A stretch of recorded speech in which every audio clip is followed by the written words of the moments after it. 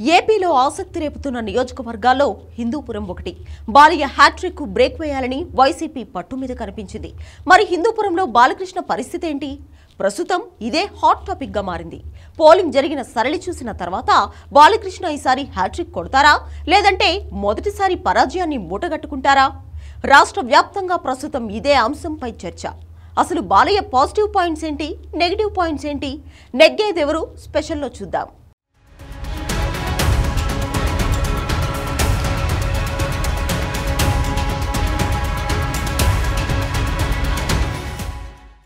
Assembly ఎన్నికలు ముగిశాయి. ఫలితాలు ఎలా ఉండబోతున్నాయన్న దానిపై టెన్షన్ పీక్స్కు చేరింది.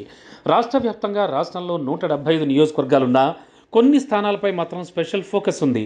అలాంటి నియోజకవర్గాల్లో ఒకటి హిందూపురం. హిందూపురం ప్రత్యేకంగా మారడానికి 2 కారణాలున్నాయి. ఒకటి, పార్టీ ఆవిర్భావం నుంచి ఆ నియోజకవర్గంలో టీడీపీకి ఓటమి అన్నదే లేదు. మరో కారణం, అక్కడ నందమూరి బాలకృష్ణ ముచ్చటగా 3సారి పోటీ చేయడం.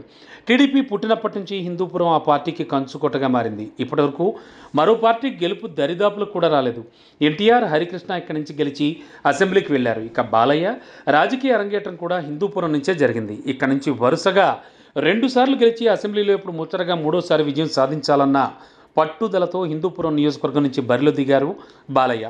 హిందూపురంలో అభ్యర్థి ఎవరన్నది ఇక్కడ జనాలు చూడరు. టీడీపీ జెండా కనబడితే చాలు అనే అభిప్రాయం స్పష్టంగా కనిపిస్తూ ఉంటుంది. అయితే ఈసారి మాత్రం అలాంటి పరిస్థితి లేదన్న టాక్ నడుస్తోంది. గతంలో ఎప్పుడూ లేని విధంగా బాలకృష్ణ తీవ్రమైన పోటీ ఎదుర్కొంటున్నారు.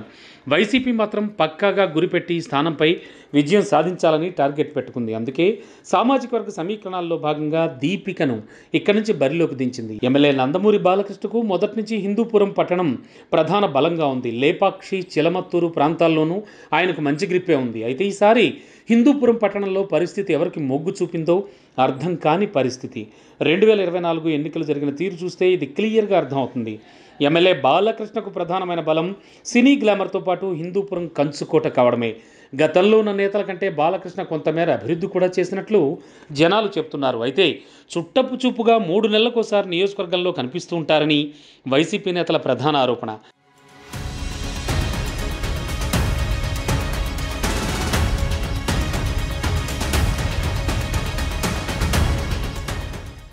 ఇక వైసీపీ విషయానికి వస్తే కురుబ దీపిక కొత్త అభ్యర్థి అయినా కూడా ఆమె భర్త పార్టీలో కీలకంగా ఉన్నారు. గతంలో హిందూపురం వైసీపీలో చాలా వరకు విభేదాలున్నాయి. ఈసారి మాత్రం ఈ స్థానంపై వైసీపీ స్పెషల్ ఫోకస్ పెట్టింది. ఇందులో భాగంగా నేతల మధ్య విభేదాలను సెట్ చేసింది.